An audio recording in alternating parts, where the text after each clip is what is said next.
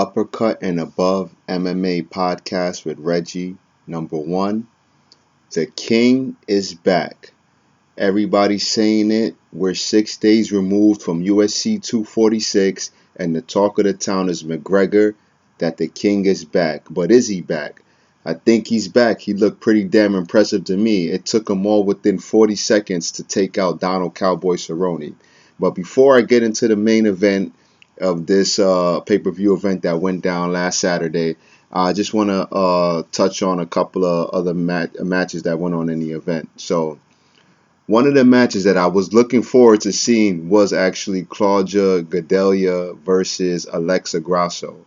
Now, that fight did not happen because Alexa Grasso missed weight by 5 pounds, I believe, 5.5 pounds. And usually, from what I've seen from past fights, is if a fighter misses weight, the other fighter has the opportunity. If they want to still fight, they can still fight. But the person who didn't make weight has to give up 20% of their purse to their opponent. But now I found out that Las Vegas Athletic Commission says that if you're over 3 pounds, they scrap the fight altogether and there's no fight at all.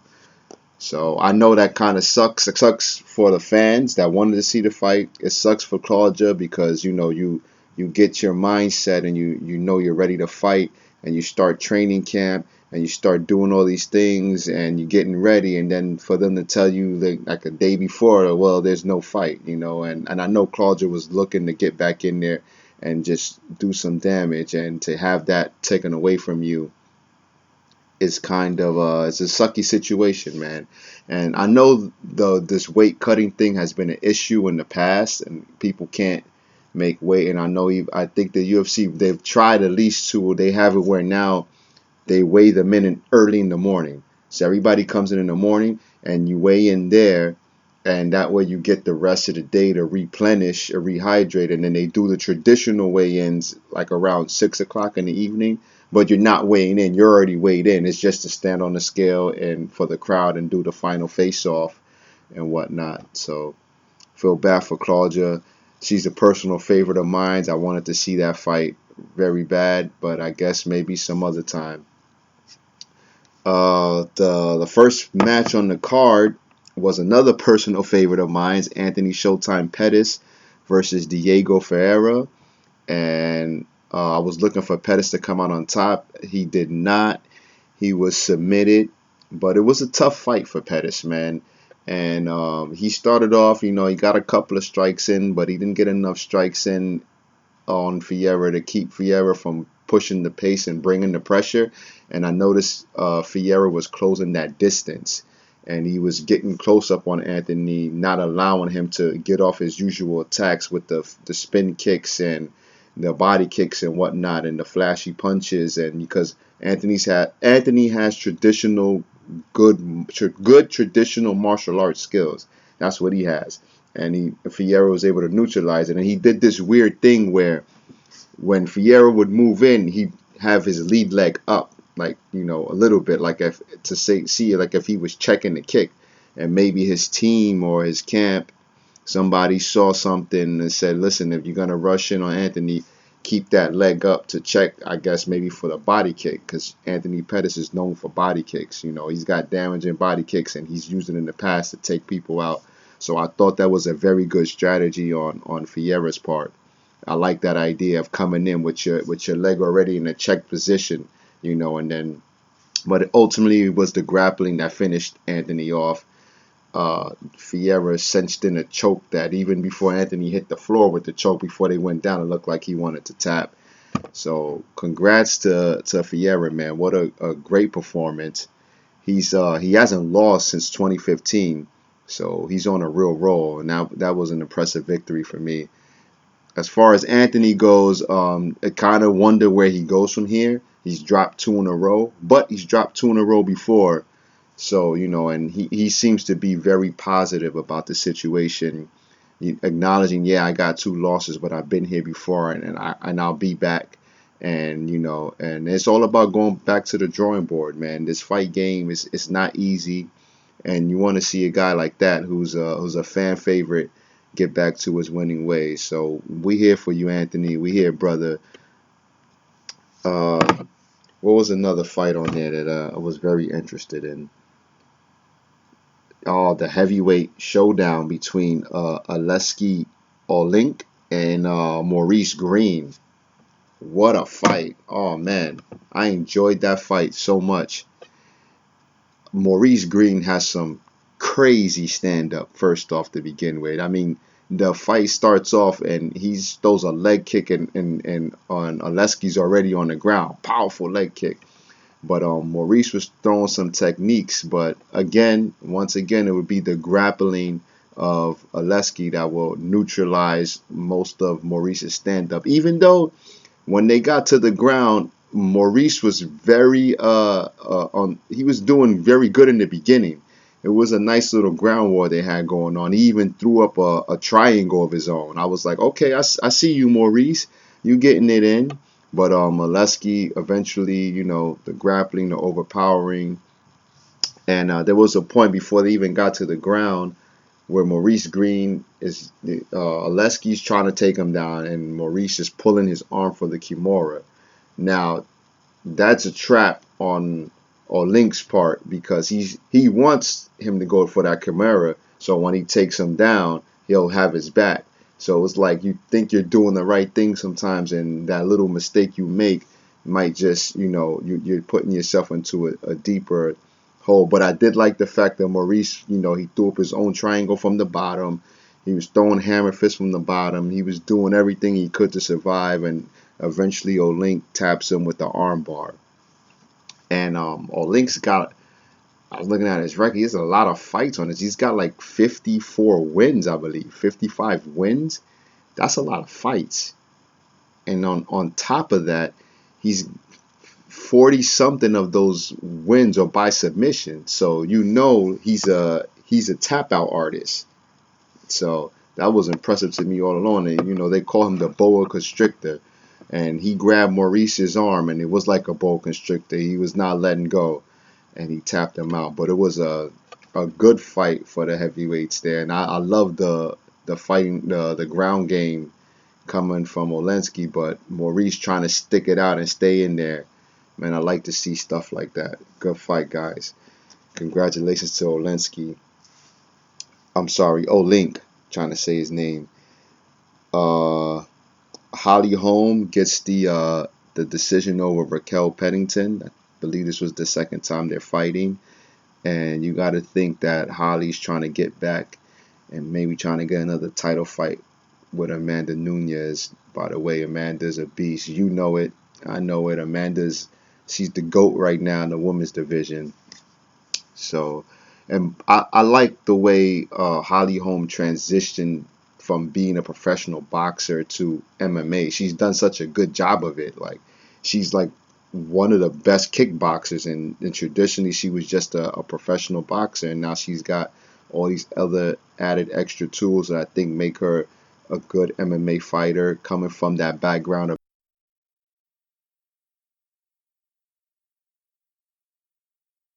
like what I saw from some stuff. Good night of fights, but nothing came compared to the main event of the night, the notorious Conor McGregor versus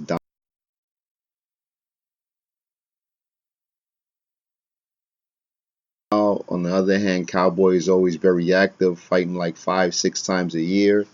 So this was definitely the showdown. They come out, they do their walkouts, they get in. Bruce Buffer does the introductions. They come out. Referee Herb, says what he says. They touch gloves. Right away, soon as they get to the center of the octagon, Connor's throwing that left hand. He just, boom, swings it out.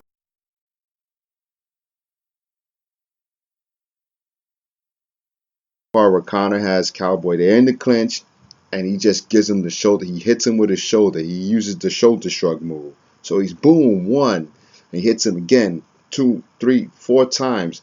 Shoulder, collarbone area, shoulder, right to Cowboy's nose. And then he hits him with a knee and then releases him. They disengage. So now Cowboy's nose is already bloody. So he's already messed up now. Then Connor approaches with, I like to call it, it's kind of like a jumping uppercut that he does. It's like a movement. It's like an uppercut, but he kind of jumps and leans into it, hits Cowboy with that, then comes off with a left hand and connects that a little bit. They step back. Uh, Cowboy throws a kick that lands on McGregor's arm, and then McGregor counters right back with a head kick where the foot, his toes, and everything hit Cowboy right in the jaw. Wobbles Cowboy. Cowboy backs up. Connor goes and hits him with a jumping knee against the cage. Then Connor cocks back. About 3 left hands, like a rifling off like a gun. Boom. First left hand, boom. Second, and Connor's cocking all the way back with these. By the second left hand, boom, Cowboy's already down.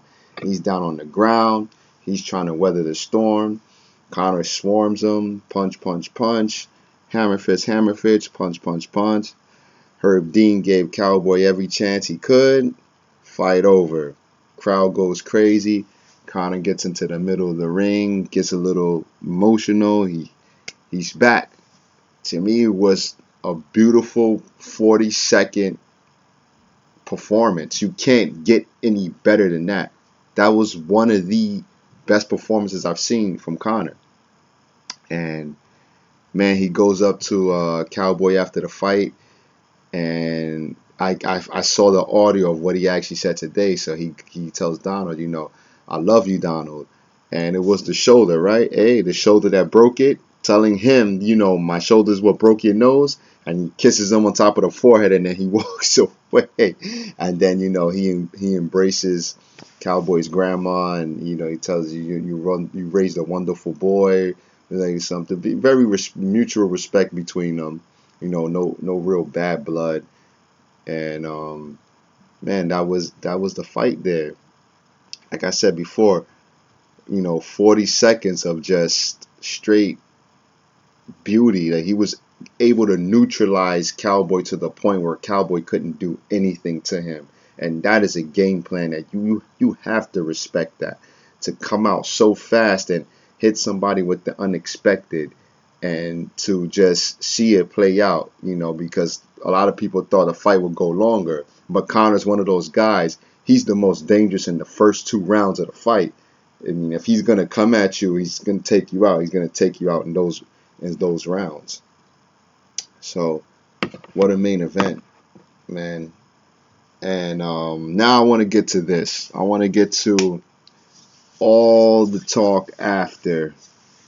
Now, these networks, when they work with the UFC, and we've seen in the past with Fox, they like to do something where they'll get one person who knows really about the sport of MMA, and then they'll put like 2 guys on to work with him that don't really follow the sport.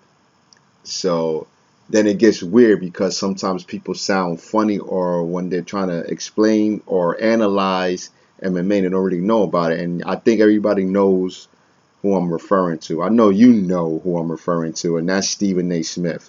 And the moment I saw that they were engaging Stephen A. Smith in all of this, and now Max Kellerman, he's fine, because he's a very great boxing analyst. So, but as soon as I saw Stephen A. Smith, and I like him, I like when he does NBA and NFL. Those analyses are good, but MMA, no, man, no.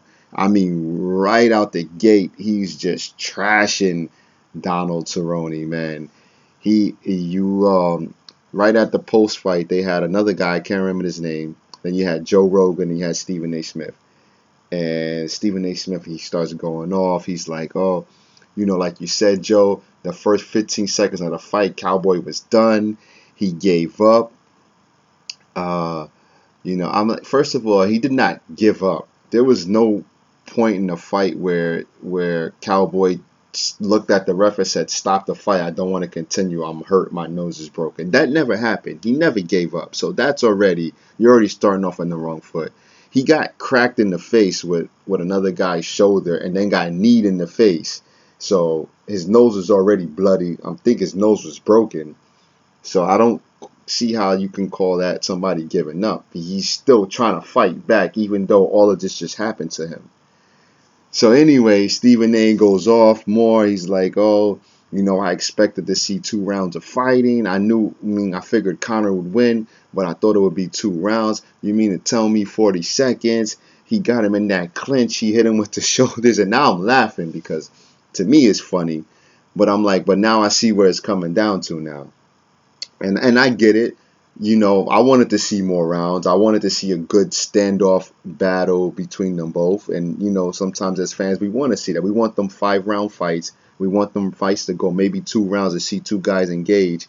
But when you go back and watch it, I just respect what happened in 40 seconds. How a guy could just come with a game plan that just takes the other guy completely out of the equation. I mean, he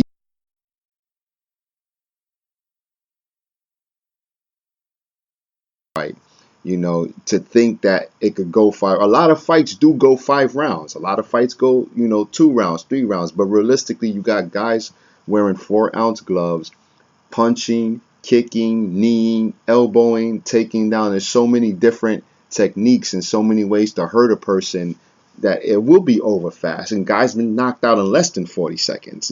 Guys been knocked out 13 seconds, 20 seconds. So I mean, I kind of get the 1 and 2 rounds, but the 40 seconds of work that Connor did, like I said before, was beautiful. But anyway, so then Stephen A keeps on going. He gets up now. He goes, "Oh, we didn't learn a damn thing about Conor McGregor in this fight." And at that moment, I'm just looking at the screen and I see Joe Rogan's face, and I'm like, "Yes, Joe, you have to do this. Stand up for the MMA community." And then Joe Rogan, he tells her, he goes, "No, well, we did learn a lot in this fight."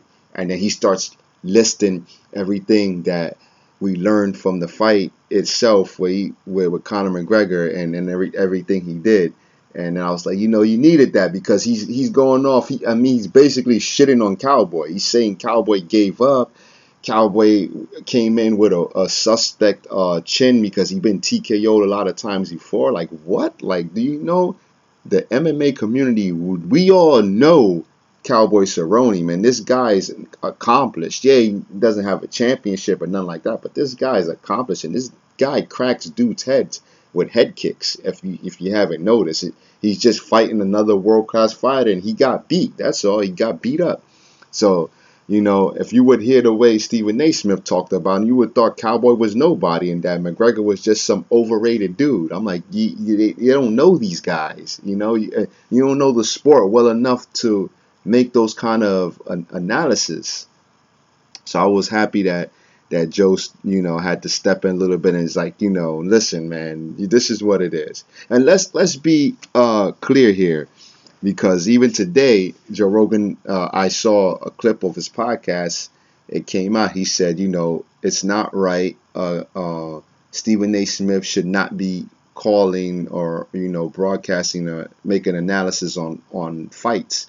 It's not fair to the sport of MMA. It's not good to the sport of MMA. It's not good for ESPN.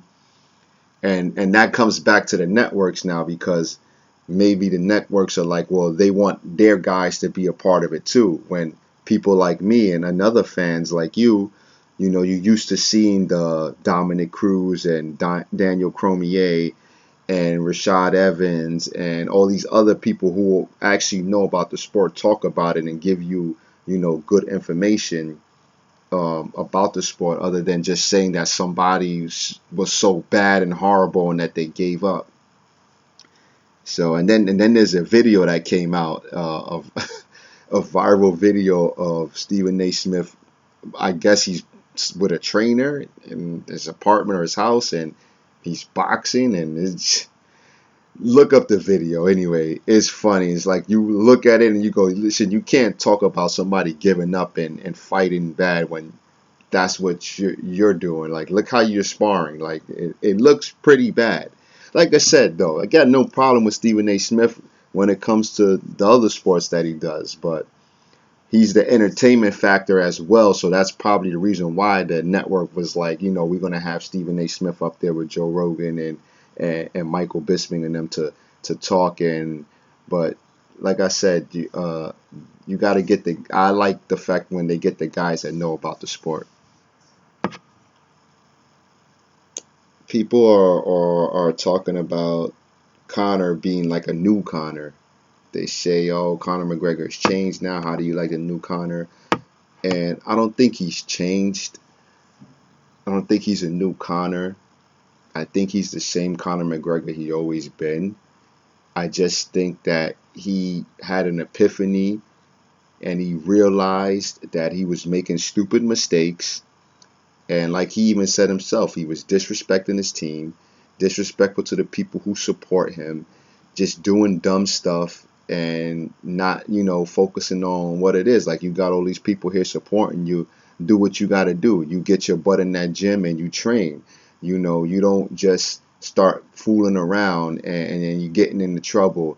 And I think he realized that, and he's admitted to those mistakes, and as a man, sometimes that's all you can do. You can admit your mistakes and you can correct it going forward. So I think for him, for this fight, there was no fucking around, man. He was committed and he was motivated. And the story here is not Donald Cerrone not being able to show up and getting TKO'd. And the story here is a motivated, committed Conor McGregor is a dangerous Conor McGregor. When he has that hunger and that determination, that grit that he had in the beginning of his career when he was trying to make it, when he gets into that zone like that, this is the Conor McGregor you got to worry about. The guy who's laser light focused on the goal.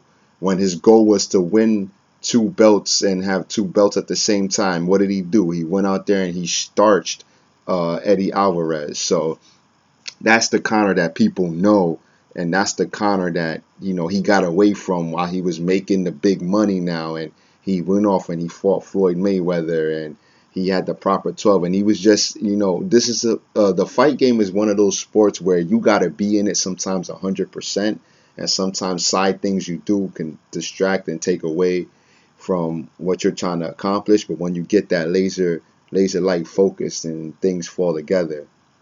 So, and then on top of that, he was embarrassed by the Floyd Mayweather stoppage or the TKO. He was embarrassed when he tapped to Khabib, and I have a feeling that he just stopped and looked at all those things and said, you know what?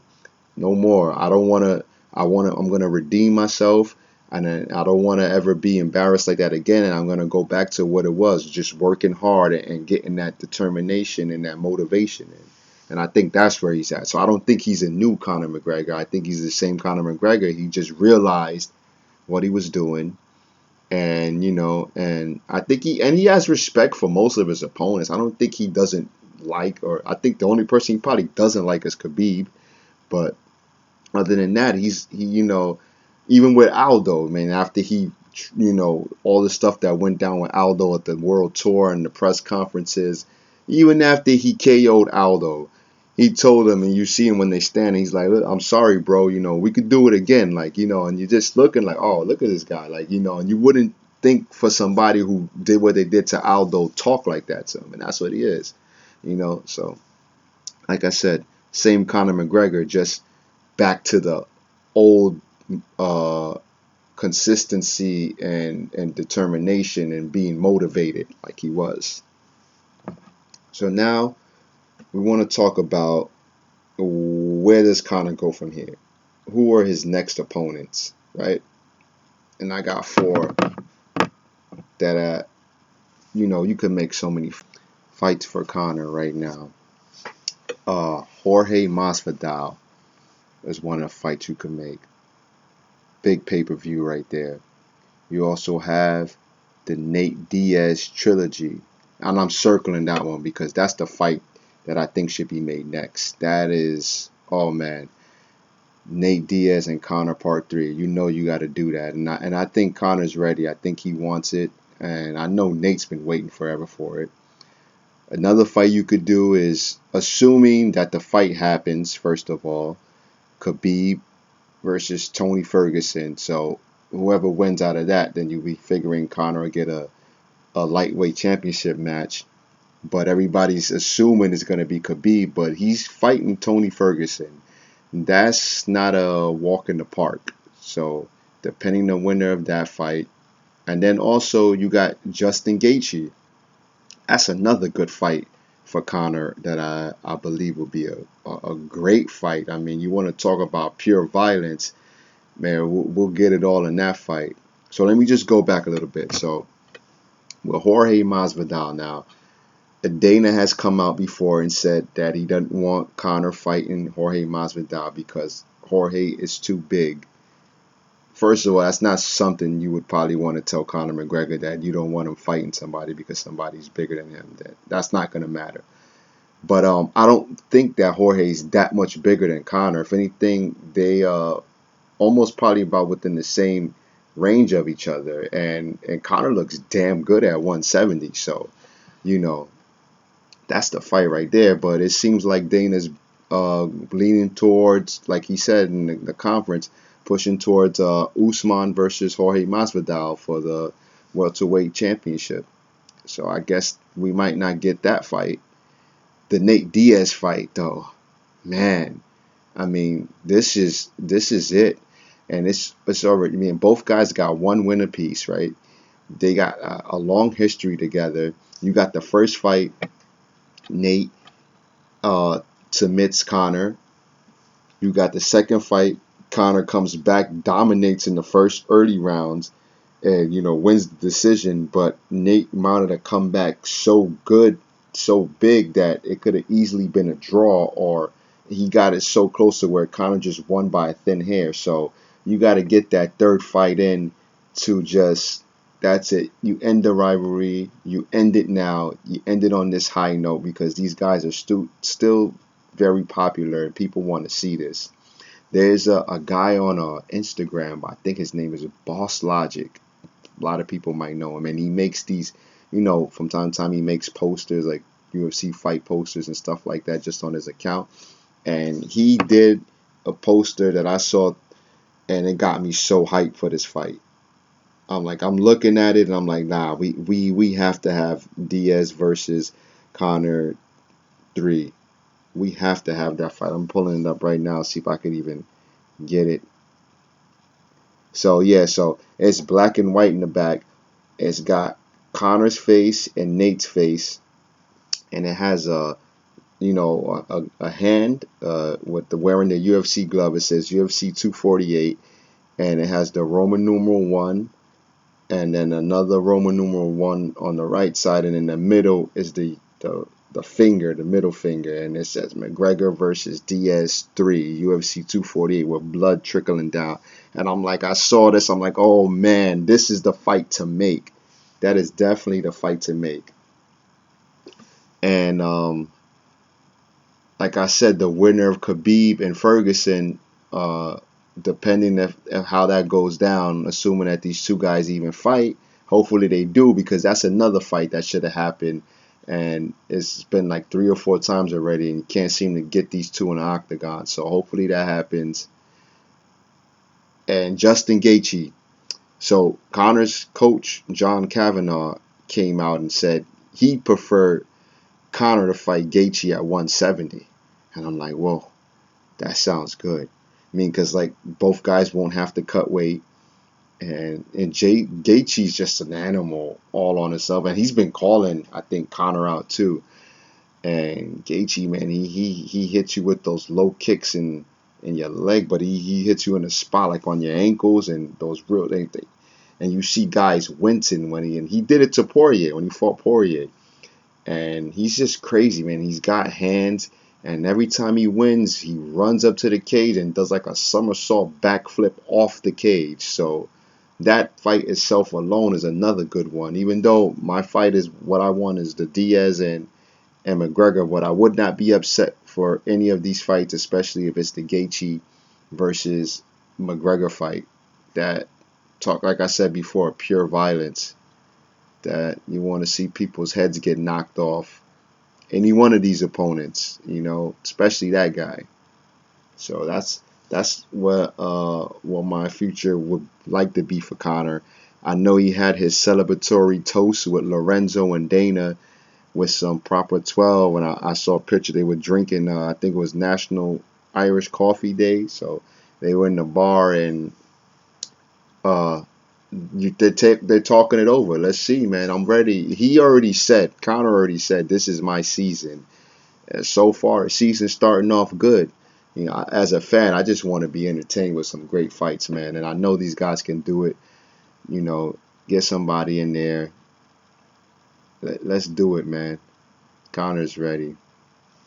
Also, uh, we got some other fights going on this Saturday. Be sure to check in the UFC Fight Night Raleigh, North Carolina. It's on ESPN Plus, I believe. Everything's on ESPN Plus. You got a heavyweight showdown between Curtis Blades and Junior Dos Santos. That's gonna be a good one, man. You know Junior could just put people away with one punch, and Curtis Blades, man, he's got the wrestling and he looks good too. Looks a little lean, so I'm definitely looking forward to that. And I believe the co-main event is Rafael Dos Anjos and Michael Chiesa, 170. Damn, that's going to be a good fight. And I'm interested to see how it ends up on the ground because, you know, Chiesa's got submissions. Rafael's no slouch on the ground. And I want to see, too, if he's going to bring that pressure. He brings this pressure in most of his fights where, you know, you can't breathe. So those two fights. And also, I believe Bellator is doing a fight card. And I believe Chris Cyborg is fighting for the championship over there. And Sergio Pettis is making his debut over there. So we got some MMA action going on this Saturday night. I can't wait for those. I'm excited. And you know, guys, so again, this podcast is sponsored by Bad Company Apparel, and thank you for listening so much. And until next time, when we meet on the next one, this is Reggie. I'm out.